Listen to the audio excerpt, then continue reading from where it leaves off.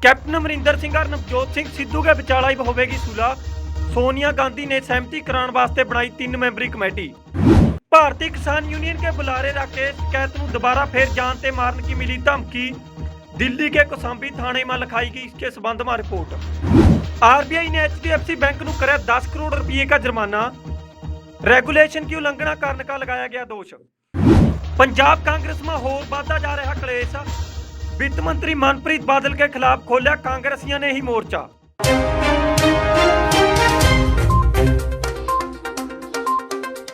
सत श्री अकाल जी, थमे देख रहे हो पुआधी टीवी। मैं धनवंत सिंह घमान लेकर हाजिर अज की पुआधी खबरां। सब तो पहला गल कर रहे जी पंजाब कांग्रेस में चल रहे कलेश की। पंजाब कांग्रेस में चल रहे कलेश में हुण सोनिया गांधी की दखलंदाजी हो गई है। सोनिया गांधी ने नवजोत सिंह सिद्धू और कैप्टन अमरिंदर सिंह के विचाला चल रहे कलेश को खत्म करने वास्ते एक 3 मैंबरी कमेटी का गठन कराया। पंजाब के मुख्यमंत्री कैप्टन अमरिंदर सिंह और साबका कैबिनेट मंत्री नवजोत सिंह सिद्धू के विचाला चल रही तकरारबाजी हुण खत्म होने की संभावना हो रही है। दोहां के विचाला चल रही कड़त्तण नूं खत्म करने वास्ते हुण हाई कमान अग्गा आई आ। कैप्टन अमरिंदर सिंह और नवजोत सिंह सिद्धू मासूला कराने वास्ते हुण कांग्रेस प्रधान सोनिया गांधी ने नवा कदम चुक्या। कैप्टन और सिद्धू के विचाला सुलह कराने वास्ते हुण सोनिया गांधी ने 3 मैंबरी कमेटी का गठन कराया। इस कमेटी में राज्यसभा में विरोधी धिर के member Mallikarjun, Congress general सकत्तर पंजाब हरीश रावत और दिल्ली सूबे के senior Congress leader JP Agarwal शामिल होंगे। जो तीनों लीडर मिलकर दोहां धिरां के विचाला चल रहे विवाद को खत्म करेंगे। जो तीनों लीडर दोहां धिरां के अपने अपने पक्ष सुनने के बाद इन्हां के विच मतभेद को खत्म करने की पूरी कोशिश करेंगे। सोनिया गांधी कनी ते संगठित करी गई कमेटी 2022 की विधानसभा की चोणों ते पहला इन्हां दोहे पार्टियां के आपस में मतभेद को खत्म करने के बाद उन्हां के सारी जानकारी हाई कमान नूं देवेगी। इस बारे में उत्तराखंड के साबका मुख्यमंत्री हरीश रावत ने कहा कि पैनल नूं पंजाब में कांग्रेस पार्टी नूं मजबूत करने के गैल गैल पार्टी के विचाला चल रहे विवादां नूं खत्म करने की जिम्मेवारी सौंपी गई है।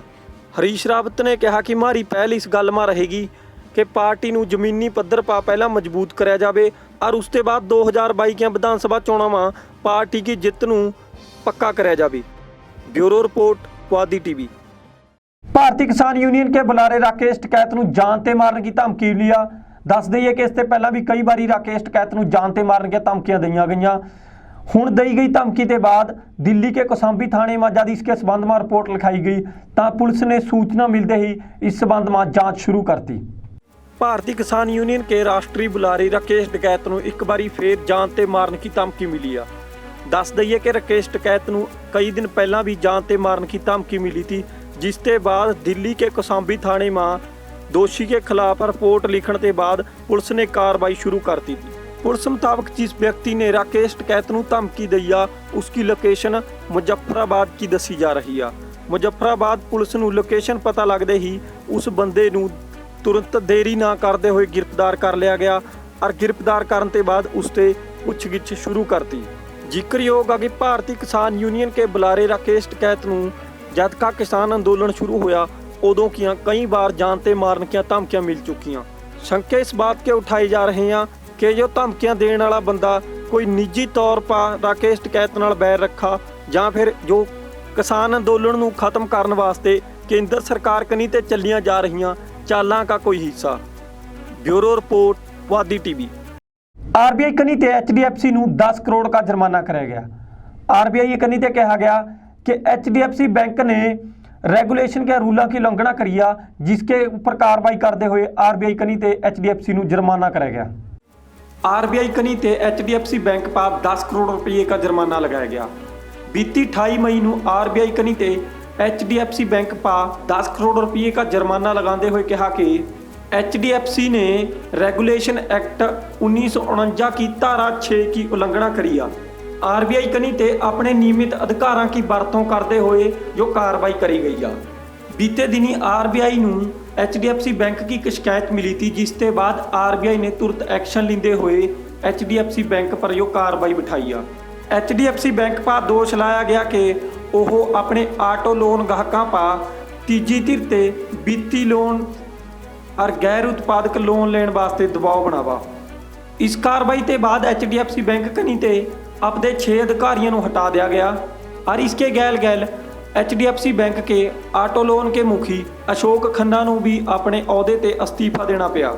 RBI ने बैंक के तीजे पक्ष के गैर वित्तीय उत्पादन नाल संबंधित लोन के दस्तावेजां की जांच भी करी आ, जिसमें त्रुटियां पाईयां गईयां और त्रुटियां पाण ते बाद RBI ने बैंक नूं एक नोटिस जारी कराया और इन्हां का कारण पुछदे हुए बैंक वालों कार्रवाई करी आ। बैंक नूं भेजे गए इस नोटिस में जो बात भी पूछी गई आ कि थारे पा कार्रवाई क्यों ना करी जाए। हुण HDFC बैंक नूं इस बात का कोई ठोस जवाब देना पवेगा। Bureau report, Puadhi TV.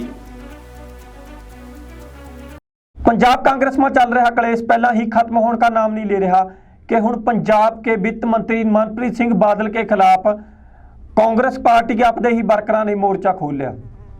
Punjab Congress में चल रहा कलेश हाले ठंडा नहीं होया था कि दूजे पासा एक नवा कलेश छिड़ गया। शुक्रवार नूं बठिंडे ते चंडीगढ़ पहुंचे कांग्रेसी विधायक और वर्करां ने वित्त मंत्री मनप्रीत बादल के खिलाफ नवा मोर्चा खोल लिया। बठिंडा देहाती ते विधान सभा की चोणां लड़ चुके हरविंदर सिंह लाडी ने मनप्रीत बादल पर दोष लाया कि मनप्रीत बादल कनी ते बठिंडा हलका और बठिंडा देहाती में कांग्रेसी लीडरां नूं जलील कराया जा रहा। इस क्षेत्र में कांग्रेसी वर्करां की कोई सुनवाई नहीं हो रही। इस करके वो मुख्यमंत्री के निवास पर एक मंग पत्र लेकर पहुंचे हैं, जिसमें मांग करी गई है कि बठिंडा देहाती के विधानसभा के क्षेत्र में मनप्रीत बादल की दखलअंदाजी पर रोक लाई जाए। हरविंदर लाडी ने यो दोष भी लाया कि जो इलाका उन्होंने के क्षेत्र में कारोबारी इलाका और मनप्रीत बादल किसी लालच बस इस क्षेत्र में अपनी दखलअंदाजी कर रहे हैं। गल उरे तक बधी पई आ कि तैनात करे जाने वाले अफसर भी मनप्रीत बादल के दिशा निर्देशों अनुसार तैनात करे जावा। हरविंदर लाडी उन्होंने कनी ते ऐलान कराया गया जेकर उन्होंने मंग नूं अणगौलिया कराया गया तो वह मुख्यमंत्री के निवास के बाहर धरना लावेंगे। हरविंदर लाडी ने जो बात खास तौर पर कही आ कि वह छेती ही मनप्रीत बादल के खिलाफ नवे खुलासे करेंगे।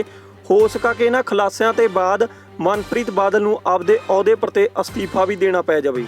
और इसके गैल गैल मनप्रीत बादल के खिलाफ हरविंदर लाडी के समर्थकों ने दोष लाया कि इस क्षेत्र में हाले भी श्रोमणी अकाली दल के आगुओं और वर्करां की सुनवाई ज़्यादा करी जाए। हुण देखने वाली बात है कि कैप्टन अमरिंदर सिंह के खिलाफ तो पहला ही उसकी पार्टी के विधायकों कनी ते बगावत चल रही है और हुण वित्त मंत्री मनप्रीत सिंह के खिलाफ जो बगावत के रंग लेकर आवेगी। Bureau report, Puadhi TV. जोतियां जी अज की पुआधी खबरां कल फिर मिलांगे नवीं और ताज़ा खबरां के गैल। तद तक तुसीं जुड़े रहो पुआधी टीवी के गैल। सत श्री अकाल।